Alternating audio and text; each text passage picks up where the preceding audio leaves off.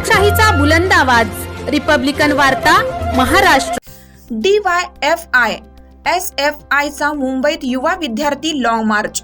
शिक्षण वाचवा, रोजगार द्या या मागणीसाठी एकवटले हजारो युवा आणि विद्यार्थी।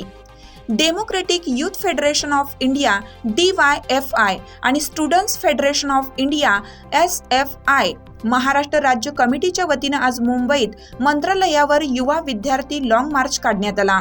महानगरपालिका मार्ग येथून हा मोर्चा सुरू होऊन आझाद मैदानात जाहीर सभेने संपन्न झाला।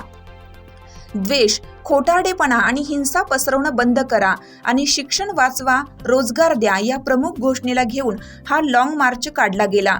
राज्यभरातील वेगवेगळ्या जिल्ह्यातून हजारो युवा आणि विद्यार्थ्यांनी या मोर्चात सहभाग घेतला।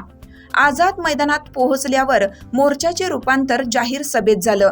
या प्रसंगी अखिल भारतीय किसान सभेचे राष्ट्रीय अध्यक्ष डॉक्टर अशोक ढवळे, आमदार विनोद निकोले, DYFIचे राष्ट्रीय महासचिव हिमघनराज भट्टाचार्य, SFIचे राष्ट्रीय महासचिव मयूक बिस्वास, कामगार नेते डॉक्टर SK रेगे, DYFIचे माजी नेत्या प्रीती शेखर, राज्य अध्यक्ष नंदकुमार हाडळ, राज्य सचिव दत्ता चव्हाण, माजी नेते शैलेंद्र कांबळे, SFIचे राज्याध्यक्ष सोमनाथ निर्मळ, राज्य सचिव रोहिदास जाधव यांनी संबोधित केलं। मोर्चाचे निवेदन राज्याचे मुख्यमंत्री एकनाथ शिंदे यांना पाठवण्यात आलं।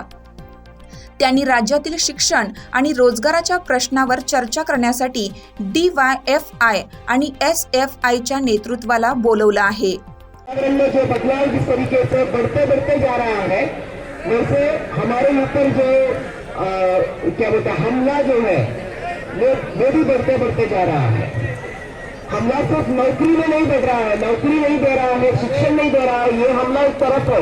इसी वजह से हम आज ये सड़कों पर उतरे हैं। हमला अभी इस तरह का भी है कि पुलिस प्रशासन जो है वो हमको बोलता है कि दफनी लेकर अंदर जाइए ना। अब दफनी से इनको क्या प्रॉब्लम है ये हमको समझ में नहीं आ रहा है। इंसान को रास्ते में उतरने नहीं दे रहा है। विद्यार्थी नौजवान अपने हक की शिक्षण मांगते हुए रास्ते में नहीं उतर सकता है, कभी रोकते थे, रोकते कभी बढ़कर इस तरह का हो गया है कि आपको जो है दफनी लेकर आप मैदान में नहीं जा सकता है।